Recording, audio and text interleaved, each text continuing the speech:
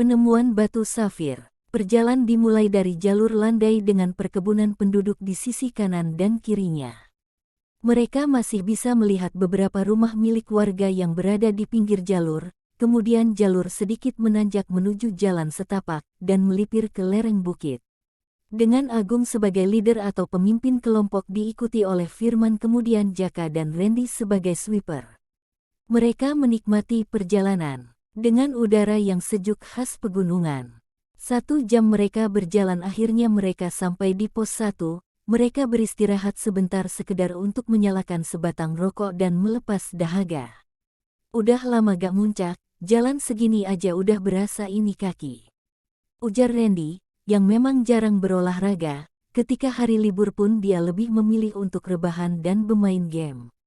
Kirain kaki gua doang yang gak bersahabat, ujar Jaka sembari duduk selonjoran di sisi Randy, diikuti oleh Agung dan Firman sambil meluruskan kaki mereka. Mengingat belum ada makanan yang masuk perut sejak tadi pagi, akhirnya mereka memutuskan untuk memakan cemilan dan roti yang dibeli Jaka di pasar, sewaktu dia menunggu Agung dan Randy berbelanja. 15 menit sudah cukup untuk mereka melepas penat dan menganjal perut mereka masing-masing. Sebelum memulai perjalanan Firman berniat untuk buang air kecil di WC yang tersedia di pos 1. Namun saat ia hendak masuk ke dalam WC, ujung matanya melihat seperti ada yang mengawasinya.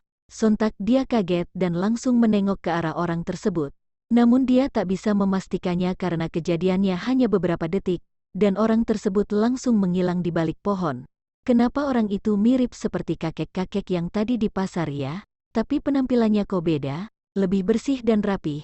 Ah, semoga aja cuma halusinasi gua doang, ujarnya dalam hati. Firman hanya bergidik ngeri dan langsung masuk ke dalam WC dan menyelesaikan niatnya. Ia pun segera keluar meninggalkan WC untuk kembali bergabung dengan teman-temannya. Firman tak menceritakan apapun kepada teman-temannya tentang apa ia lihat, dan lebih memilih untuk mengajak mereka melanjutkan perjalanan. Kemudian mereka melanjutkan perjalanan dengan posisi seperti semula. Jalur dari pos 1 menuju pos 2 masih terbilang landai, dan hanya butuh waktu sekitar 40 menit untuk sampai pos 2. Di sini mereka tak beristirahat dan memilih melanjutkan perjalanan menuju pos 3. Mereka menikmati perjalanan dengan saling bersenda gurau agar perjalanan tak terlalu terasa lelah. Di tengah perjalanan menuju pos 3, tiba-tiba Jaka meminta izin untuk buang air kecil. "Gung, gua kebelet nih, tungguin ya," ujar Jaka. Ia berlalu menuju semak-semak dengan 2 pohon di sisi kanan dan kirinya, bahkan lebih mirip seperti gapura karena ukuran keduanya yang cenderung sama. "Oh oke, Jak." Agung dan kedua temannya berhenti dan duduk di pinggir jalur untuk menunggu Jaka sembari istirahat. "Semoga aja ada kelompok lain yang naik hari ini, biar gak cuma kelompok kita doang yang muncak malam ini," ujar Firman. Mengingat hanya tinggal 2 kelompok yang masih di atas dengan estimasi turun nanti sore. "Iya nih gua juga mikir gitu," timpal Randy. "Pasti ada yang naik kok, tenang aja, biasanya weekend kan rame," ujar Agung meyakinkan. Sementara itu di balik semak Jaka sudah selesai menunaikan hajatnya dan bergegas kembali menghampiri teman-temannya. Namun saat ia telah berjalan beberapa langkah, ujung matanya tak sengaja melihat benda yang berkilau karena pantulan sinar matahari. Ia pun menghampirinya dan ternyata benda tersebut adalah sebuah kalung dengan liontin berbentuk bulat berwarna putih perak, serta batu berwarna biru di atasnya, lebih mirip seperti batu safir. Jaka yang melihat benda tersebut lantas mengambilnya kemudian memperhatikan kalung tersebut, untuk memastikan bahwa benda itu imitasi atau bukan. Setelah dilihat dengan seksama sepertinya benda itu bukan imitasi, mengingat rantai kalung yang tetap berwarna putih perak tanpa celah dan batu berwarna biru di atasnya yang sangat indah berkilau. Tidak mungkin jika ini imitasi. Tapi milik siapa ya? Apa mungkin milik salah satu pendaki yang jatuh? Tapi di ini bukan jalur pendaki, gumamnya dalam hati. Ia pun bergegas teman-temannya untuk memberitahu apa yang ia temukan. "Gung, Ren, men, lihat apa yang gua temuin," ujar Jaka. Ia membuka telapak tangannya dan terpampanglah sebuah kalung safir yang berkilau. Mereka berempat sontak menutup mata dengan tangan masing-masing. Karena pantulan cahaya matahari dari batu safir tersebut. "Lu nemu di mana, Jak?" tanya Randy penasaran. "Di semak-semak sana," jawab Jaka sembari menunjuk ke tempat dia buang air kecil tadi. "Cakep bener, Jak, batunya. Kira-kira kalau kita bawa ke kota laku berapa ya? Kayaknya ini bukan imitasi dah, ujar Firman sambil terus memperhatikan kalung tersebut. Hus, jangan ngadi-ngadi lu pada ya. Ingat peraturan mendaki, jangan mengambil apapun kecuali gambar, jangan meninggalkan apapun kecuali jejak dan jangan membunuh apapun kecuali waktu. Tujuan kita ke sini untuk refreshing bukan yang lain, ujar Agung yang sama sekali tak tertarik dengan penemuan Jaka. Tapi Gung, belum selesai Jaka menjawab sudah dipotong kembali oleh Agung. Ingat kita di sini sebagai tamu, jadi berperilakulah sesopan mungkin, ucap Agung tegas. Sekarang gua minta lu balikin benda itu ke tempat semula, tambah Agung. Bener kata Agung Jak, kita jangan gegabah ini gunung, timpal Randy. Gimana men menurut lu? Tanya Jaka pada Firman berharap dia sepemikiran dengan dirinya untuk membawa kalung tersebut ke kota dan menjual ya. Bener kata mereka Jak, kita gak boleh gegabah, mendingan lu balikin kalung itu ke tempat semula. Firman yang awalnya tertarik dengan kalung tersebut berubah pikiran mendengar kata-kata Agung. Dengan berat hati Jaka berjalan gontai menuju semak-semak tempat ia menemukan kalung itu, dan bergegas kembali menyusul teman-temannya untuk meneruskan perjalanan. Tak jauh dari situ mereka akhirnya sampai di pos 3. Rencananya di pos 3 mereka akan beristirahat untuk memasak makan siang. Karena jalur dari pos 3 menuju pos 4 sudah semakin menanjak dan sudah pasti menguras tenaga. Jadi mereka harus menambah tenaga untuk itu. Di sini mereka tidak mendirikan tenda karena niatnya hanya untuk memasak makan siang. Setengah jam berlalu masakan sudah matang karena mereka hanya memasak nasi, mie instan dan telur ceplok, cukup untuk menambah kembali tenaga yang sudah terkuras. Selesai makan siang mereka merapihkan kembali peralatan masak dan kembali melanjutkan perjalanan. Dari sini jalur sudah menanjak dengan medan yang lumayan terjal. Posisi saat ini, Agung masih menjadi leader diikuti oleh Randy kemudian Firman dan Jaka sebagai sweeper, menggantikan Randy. Dengan posisi Jaka di paling belakang, dia merasa ada seseorang yang mengikutinya. Derap langkahnya terdengar jelas oleh Jaka. Namun saat ia menengok untuk memastikan tak ada siapa-siapa di belakangnya. Hal tersebut terjadi beberapa kali membuat Jaka bergidik ngeri dan meminta Firman untuk berganti posisi. Kini Firmanlah yang menjadi sweeper. Tanjakan demi tanjakan terus mereka lalui hingga tiba-tiba seraak, Jaka tergelincir ke pinggir jalur yang notabene-nya adalah jurang. Badannya terus mengelinding. Firman yang melihat itu langus berteriak, pegangan akar Jak, teriak Jaka cemas. Randy dan Agung yang mendengar teriakan Firman sontak berbalik dan berlari menghampirinya.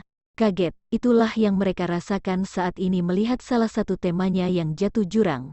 Jaka mengikuti arahan Firman dengan berpegangan pada akar pohon. Namun sayang akar yang ia pegang terputus karena tak kuat untuk menahan berat badannya. Tubuhnya kembali merosot beberapa meter, tapi untungnya ada sebuah akar lagi yang berukuran lebih besar, sehingga ia bisa kembali berpegangan pada akar tersebut. Sementara di atas, Agung sedang mengeluarkan tali karmantel dari dalam karirnya dan langsung ia ikat pada sebuah pohon. Dengan berani dia langsung menuruni jurang tersebut menggunakan tali. Tahan Jak, ujar Agung yang melihat raut wajah Jaka mulai memerah karena menahan tubuhnya yang hanya bertumpu pada akar pohon.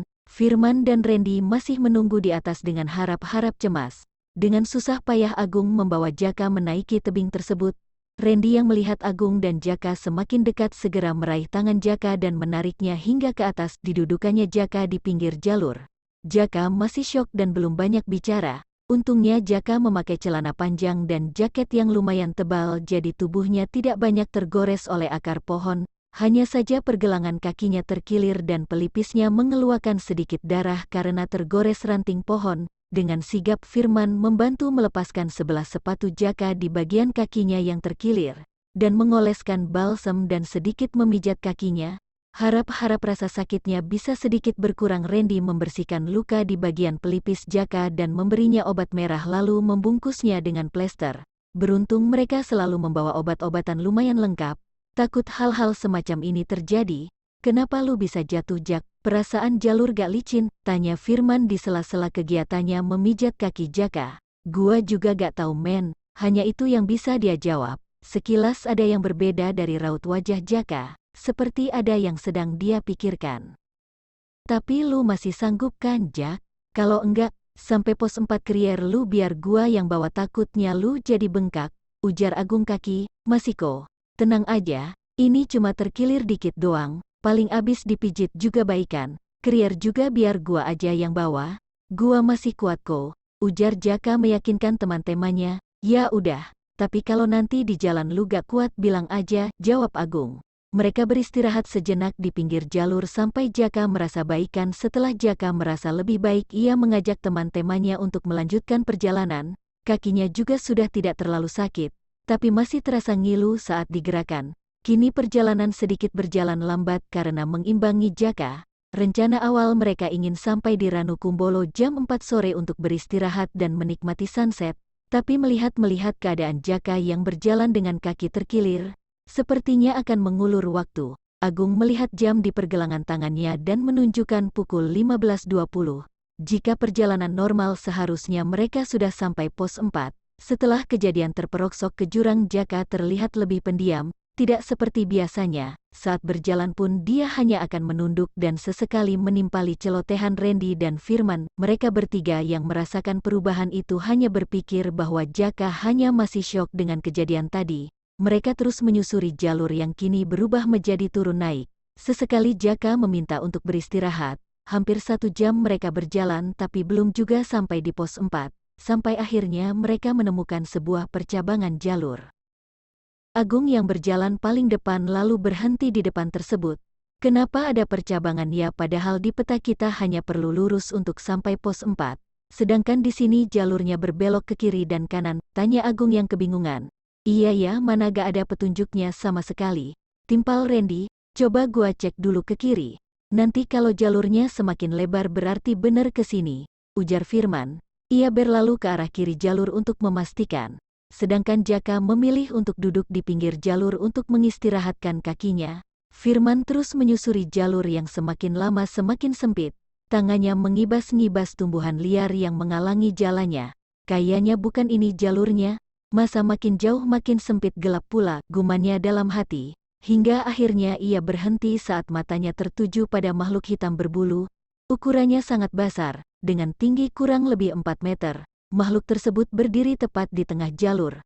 Matanya merah serta kukunya hitam dan panjang. Jarak mereka hanya berkisar 10 meter. Astagfirullah. Untuk sekedar melangkah pun ia tak sanggup.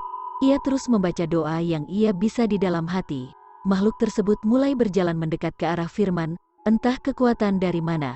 Akhirnya kakinya bisa digerakkan, dan secepat mungkin ia segera berlari tunggang langgang. Dalam pikirannya hanya ingin segera sampai ke percabangan jalur tempat di mana teman-temannya menunggu.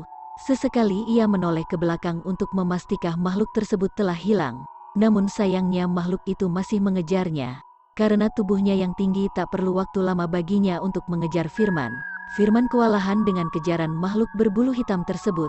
Entah kenapa rasanya sudah jauh ia berlari tapi tidak sampai-sampai di percabangan jalur. Padahal seingatnya saat ia berniat mengecek jalur ia hanya berjalan kurang lebih 300 meter. Gedebuh, Firman tak sengaja menginjak batu dan tersungkur ke tanah. Sontak ia menoleh ke belakang. Kini jarak mereka hanya tinggal beberapa meter saja. Di situ Firman hanya bisa pasrah. Keringat sebesar biji-biji jagung kini memenuhi wajahnya. Saat-saat seperti itu mendadak semua hafalan doa yang menghilang entah kemana. Yang ia ingat hanya doa makan dan doa tidur. 100 arregegegehaiha. Makhluk tersebut berteriak sembari menjauh dari hadapannya. Apa dia takut gua makan, guman Agung. Mengingat hanya doa makan yang ia baca sedari tadi, tak ingin berlama-lama di situ ia segera bangun dan berlari menuju percabangan jalur. Untungnya saat ini ia merasa jarak yang ditempuh tidak jauh. Dari kejauhan sudah terlihat ketiga temannya, ada sedikit rasa tenang di hatinya. Men, kenapa? Lu lihat apa? Kenapa muka lu pucat gitu? Tanya Agung menghampiri Firman. Gua lihat sesuatu, jawabnya dengan raut wajah ketakutan. Tapi gua gak bisa bilang sekarang, tambahnya lagi. Mereka bertiga mengerti apa maksud Firman. Ketika berada di Gunung Pantang bagi kita membicarakan hal-hal yang dianggap mistis sampai kita kembali turun ke bawah. Soalnya, gunung adalah sarang makhluk halus. Saat kita menceritakan mereka di gunung, otomatis mereka akan mendengarkan.